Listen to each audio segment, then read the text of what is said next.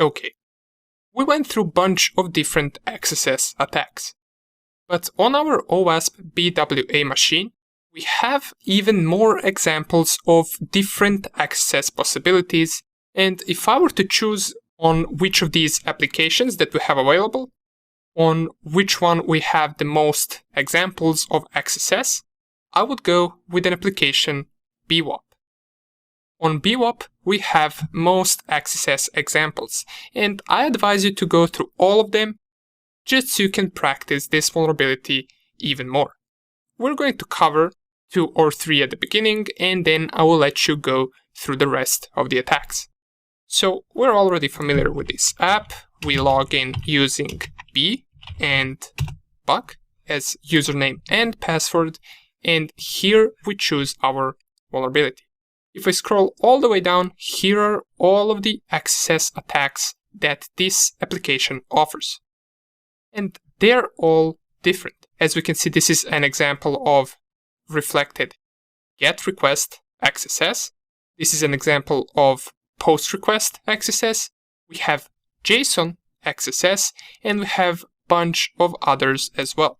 Towards the end, you even have some stored XSS examples. Let's start with first 3, and let's see how we can solve them. So let's click on Reflected XSS, click on Hack, and here's the application. So enter your first and last name. So let's enter first name test1, last name test2. We click on Go. Nothing happens. The only thing that changes is that it prints out welcome test1, test2. So both of these fields get reflected on the page. We can try to inject both of them with alert script just to see if they both execute. So let's type alert hello, and let's close our script, click on Go, and of course we get 2 different pop-up windows for both of our alert functions. So both of these inputs are vulnerable to the XSS attack. Once you go through that one, we can navigate to the next one, which is post request XSS. And in this one, we get the same application, just if I type test1 and test2, we get the same output, but our parameters are not being sent within the link. So we will not be able to inject our JavaScript code inside the link. However, we can still inject it right here. Matter of fact, let's copy our previous code and let's click on Go, and it will also execute twice on this page as well. So this was rather simple, but these are also the attacks that we already covered. But right now, I want to cover another attack with the XSS that we didn't encounter yet, and that is the XSS over JSON. So let's click on that one, click on Hack, and this is the application that we get. So we have a single input. It says search for a movie. If we type in movie named test, we click on search. Well, the output that we get is test 3 question marks. Sorry, we don't have that movie. What if we try to inject JavaScript code, our regular alert function? We click on search. It doesn't execute. But we do get this part of code right here. Let's go to the inspect element to see where exactly is our script on this page. So let's select this one. Here it is. So we have open script tags. We have var or variable JSON response string, and this could be a little bit hard to read. So let's go and open page source. Let's enlarge this just so we can see it a little bit better, and let's search for the alert function. And here is the script that we are trying to input. It's right here. But it's not executing. We have a similar example as in the previous video. This part of code that we see right here is the part of code that is being written on the page after we try to inject our script. So how can we make this execute?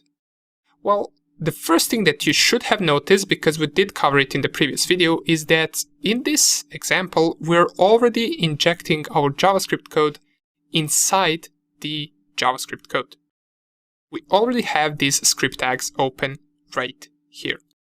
And we also have them closed right here. So our input is somewhere inside. So one of the things that we need to specify at the start is a closed script tag. But we also have this variable right here that starts with single quote. Then we have curly brackets. We also have the square brackets, another curly brackets. And here where our input is, we have an open single quote. So we must first escape this variable. We want to close all of these brackets in order to continue writing our script outside of this JSON response string. The easiest way that we can figure out which characters we need to specify at the beginning of our command is by going right here and simply copying these characters set. All of these characters are something that we need at the beginning. If we take a look at the source code, we will see that these characters are corresponding to the open brackets and also the double quotes right here and the single quotes right here. And we also have this semicolon at the end to replicate the end of the line that we have in JavaScript code.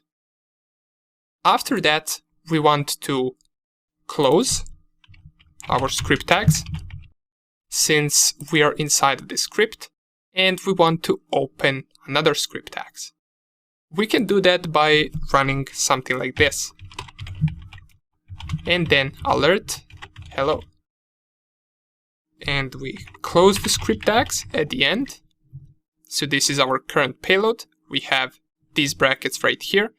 Close script tags, open script tags, alert function, and at the end, another close script tags. Let's click on search. And here it is. We finally got it to work. So if I go to the source code of this page,